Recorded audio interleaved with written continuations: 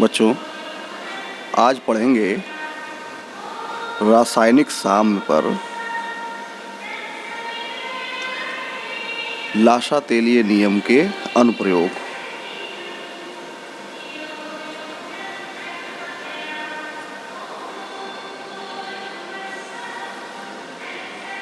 रासायनिक साम्य पर यानी हमें रासायनिक अभिक्रियाएं देखनी हैं और उस पर लाशा-तेलीय नियम के अनुसार ताप, दाब और सांद्रण का प्रभाव लिखना होगा। एक उदाहरण लेके चलते हैं। पहले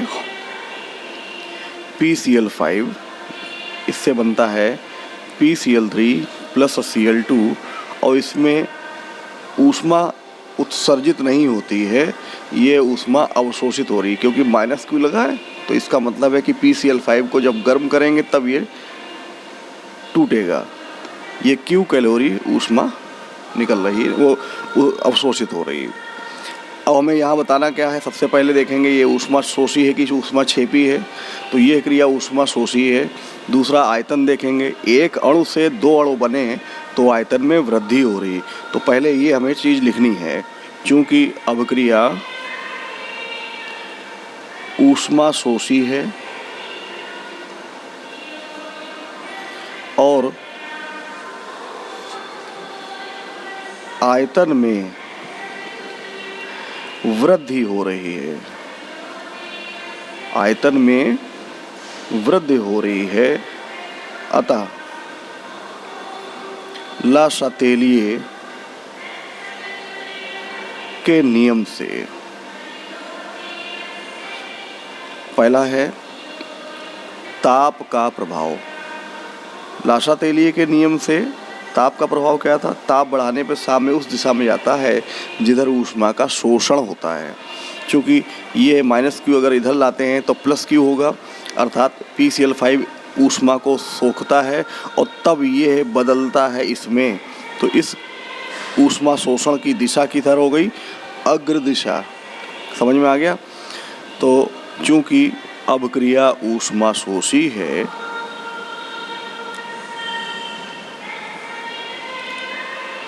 अतः ताप बढ़ाने पर साम्य अग्र दिशा में जाएगा,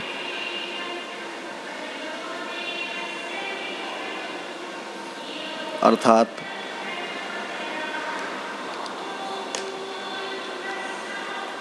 PCl5 का वियोजन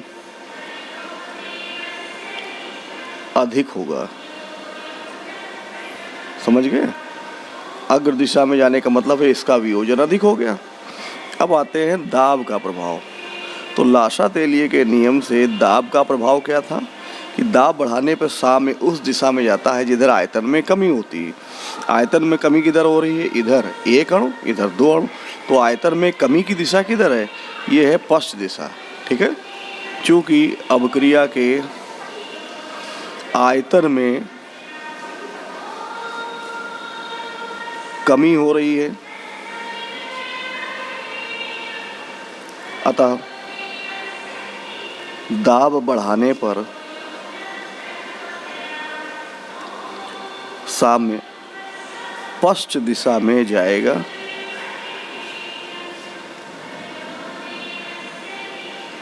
अर्थात PCl5 का वियोजन घटेगा।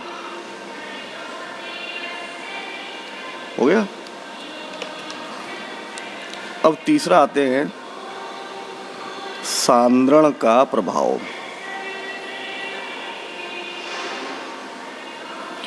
सांद्रण के प्रभाव में एक बात निश्चित ध्यान के चलिए कि सांद्रता हम अभिकारकों की बढ़ाते हैं। जब यहाँ सांद्रता बढ़ाएंगे तो इधर सांद्रता घटेगी। तो सांद्रता बढ़ाने का क्या प्रभाव है कि सांद्रता बढ़ाने पर साम्य उस दिशा में जाता है जिधर सांद्रता में कमी होती है। ठीक है? तो जब हम अभिकारकों की अधिक सांद्रता लेंगे तो साम्य अग्र दिशा में जाएगा। ठीक है? तो यहाँ पर यही सब में लिखना होगा कि अभिकारकों की अधिक सांद्रता लेने पर साम्य अग्र दिशा में जाएगा,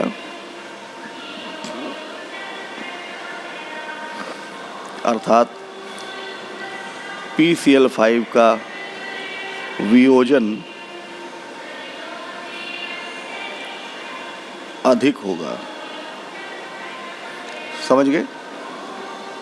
अब हम यहाँ पर शॉर्ट रूप में लिख सकते हैं, ताप बढ़ाने पर साम्य अग्र दिशा में, दाब बढ़ाने पर साम्य पश्चिम दिशा में, और सांद्रता बढ़ाने पर साम्य अग्र दिशा में विस्थापित होगा। ठीक है,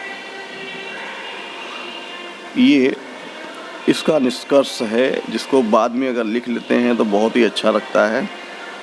इस प्रकार से अब समझ में आ गया। एक दूसरा उदाहरण लेते हैं।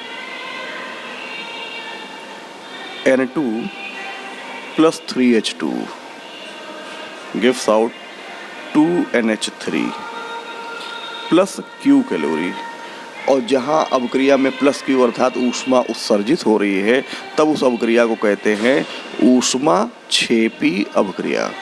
अब आयतन में देखें क्या परिवर्तन हो रहा है, एक अणु और एक यहाँ पर 3 अणु, कुल मिला के हो गए 4 अणु, इधर मिलते हैं 2 अणु, तो आयतन में कमी भी हो रही है और ऊष्मा क्षेपी अभिक्रिया है। तो पहले हमें इसके बारे में लिखना पड़ेगा। चूँकि अभिक्रिया ऊष्मा क्षेपी क्रिया है,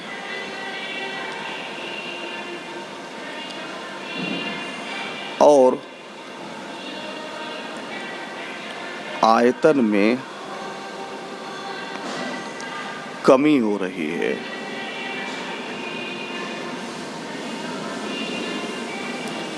अतः लाशातेलिए नियम से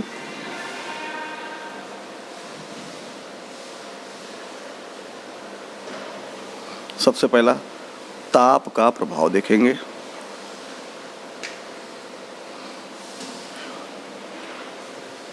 हमने लाशातेलिए के नियम में बताया भी है, ताप का प्रभाव में क्या लिखा जाता है कि ताप बढ़ाने पर साम्य उस दिशा में जाता है इधर ऊष्मा का शोषण होता है।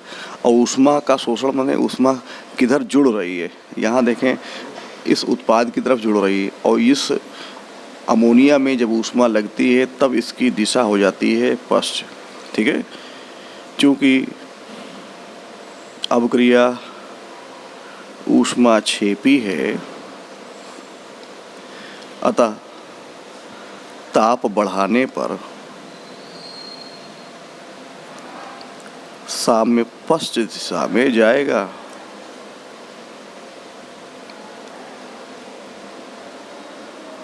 अर्थात अमोनिया कम बनेगी। इतना समझ गए। दूसरा है दाब का प्रभाव। अब हमें यहाँ दाब के प्रभाव में आयतन देखा जाता है। चूँकि अभिक्रिया के आयतन में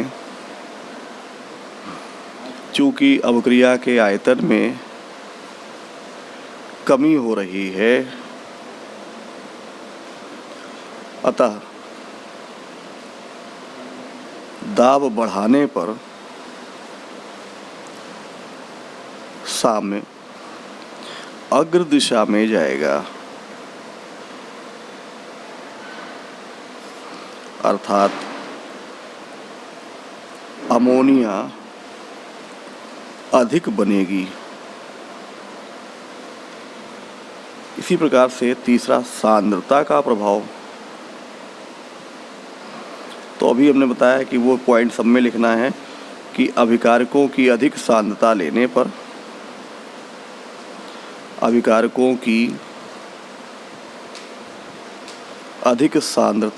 पर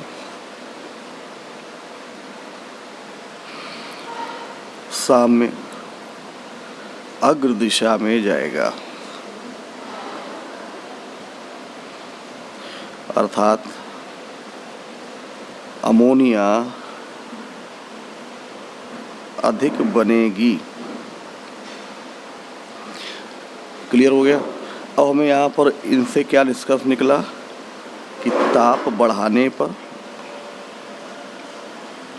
साम्य पश्चिम दिशा में दाब बढ़ाने पर साम्य अग्र दिशा में और सांद्रता बढ़ाने पर साम्य अग्र दिशा में विस्थापित होगा। तो इस प्रकार से ये इसका निष्कर्ष है। जो किसी भी अभिक्रिया में अगर आप लिखते हैं अलग से तो ये बहुत ही इफ़ेक्टिव रहता है।